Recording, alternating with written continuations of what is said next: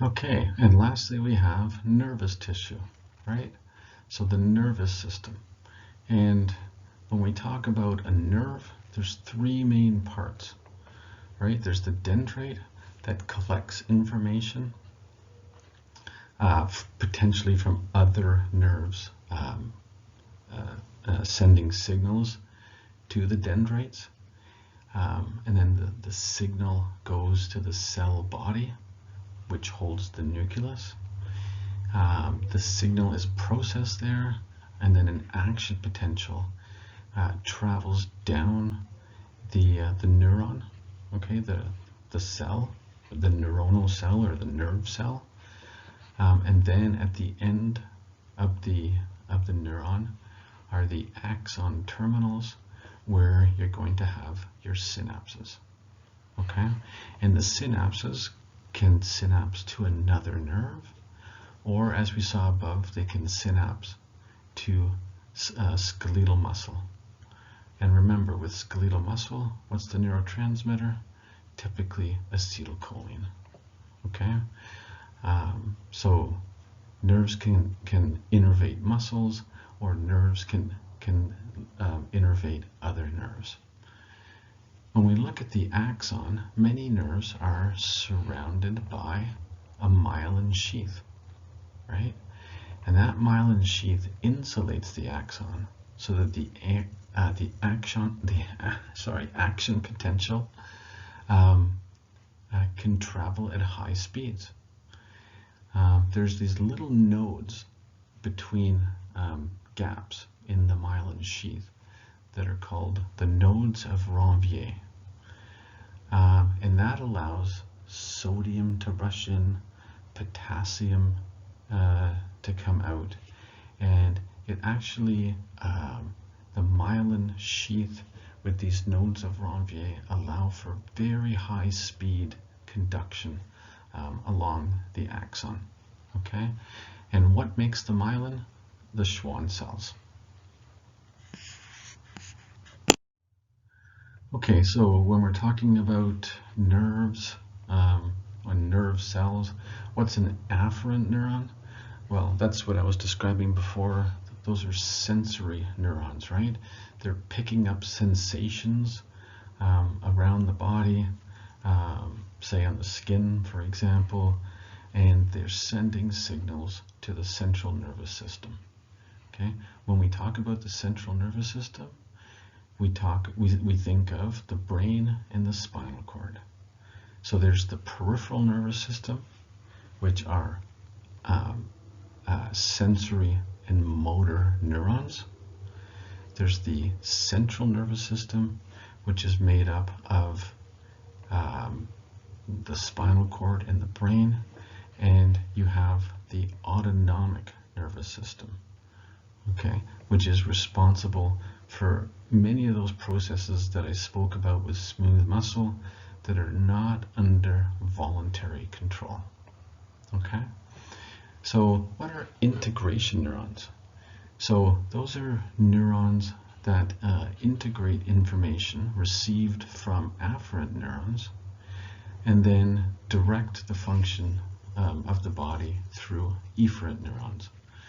So when you have a sensory input from an afferent neuron or a sensory neuron coming, say, from your leg, it's going to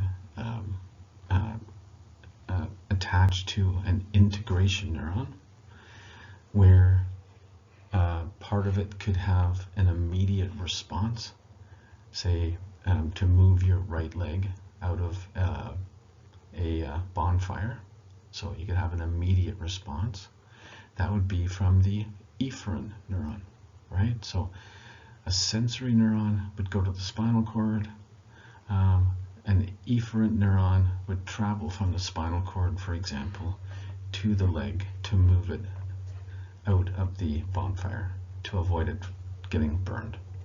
Okay, so efferent neurons carry impulses from the central nervous system to the periphery to control movements.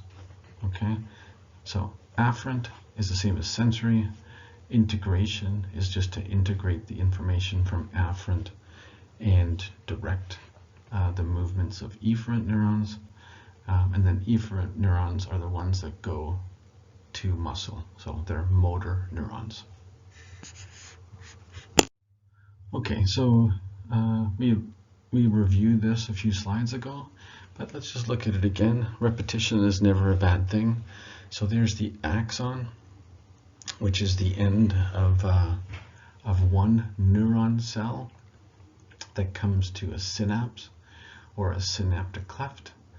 The axon releases neurotransmitters, which are those vesicles that you see there traveling across the synaptic cleft or gap, and then attaching to a dendrite on another neuron,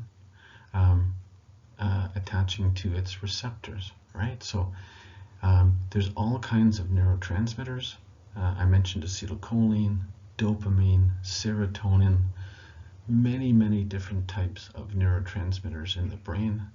The one that we spoke about for the neuromuscular junction is acetylcholine, so that's a nerve to a skeletal muscle. But in the brain, there's all kinds of different neurotransmitters. And we'll talk about those more when we're talking about, say, antidepressants or antipsychotic medications that try to impact different neurotransmitters. Okay, so the neurotransmitters are released from the terminal end of the axon. They are basically ligand, and the ligand attaches to a receptor, and in this case on a dendrite of another nerve, or it could have been a muscle. Okay, don't forget the terms agonist and antagonist. Agonist could have been any drug that can stimulate those receptors, and an antagonist would be a drug that would block those receptors so that the neurotransmitter couldn't get to them and couldn't cause this, wouldn't allow the signal to continue. Okay. Okay, so the nervous system also has supporting cells. So in the central nervous system, you need supporting cells that give structure to the neurons and hold them together in contact with each other. And the cells that are responsible for myelination in the central nervous system are the oligodendrocytes. That's a lovely name. And the cells that give a lot of support and anchoring in the central nervous system are called astrocytes. Okay, there's also small cells called microglia, and you're going to hear about this term phagocytes in all kinds of organs as we go through pathophysiology. And they're called microglia in the brain, and what are they? Well, they're part of the immune system. So phagocytes are cells in the immune system that can actually engulf infections such as viruses or bacteria or foreign material and engulf it and take in the foreign material within the cell of the microglia and destroy it. Okay, so in the peripheral nervous system, the oligodendrocytes that make myelin, we actually call them Schwann cells instead. Okay, so central nervous system, oligodendrocytes; peripheral nervous system, Schwann cells that make myelin. Okay, so these are all the different supporting cells.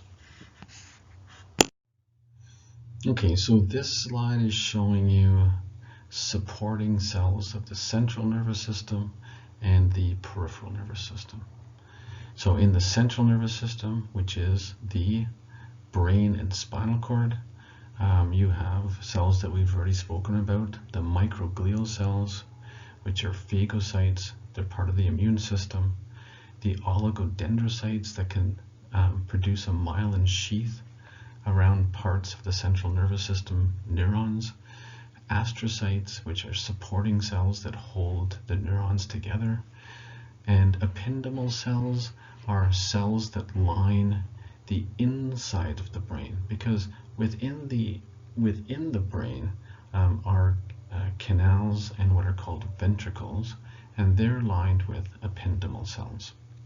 The peripheral nervous system, you have Schwann cells that produce the myelin sheath for the peripheral nervous system, whether they're motor neurons, sensory neurons, and you have satellite cells that also provide a supportive role to the peripheral nervous system, and we think that they also provide nutrients to the peripheral nerves.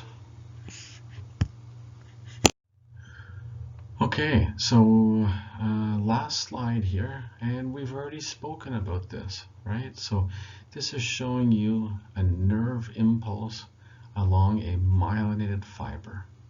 Okay, so the action potential is occurring at the top left of this image, and it's able to span across to the first node where there's going to be an influx of sodium and an outflux of potassium, and then the action potential will go quickly to the next node, the node of Ranvier, which is that gap between the myelin sheath, and so on and so on. Okay, and we think that the myelin sheath allows for much faster conduction of nerve signals, and the gaps in the myelin sheath, called the nodes of Ranvier, are important to allow the action potential to propagate very quickly down the nerve.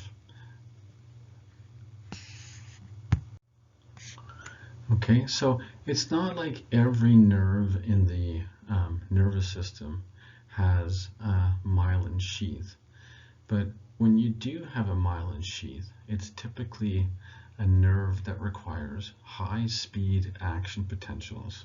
Okay, so it's insulated, and then they typically have these nodes of Ranvier where the electrolytes, sodium in particular, can rush in, and there's a very significant ion exchange at these nodes, and then the signal can continue quickly to the next node, okay, until the end of the axon, where it's either going to innervate another nerve, or it's going to innervate a muscle. Okay, so that's the end of this module. The modules are supposed to be about 2 hours and 30 minutes at the most. Most of them will be that length. It's hard to predict exactly the length of these modules. Some modules will be longer just because of the content and the amount of information in them. Okay, so if there's any questions, you can ask in one of the tutorials or during class study. You can ask questions on the modules, and we'll be happy to answer them. Okay, on to the next week.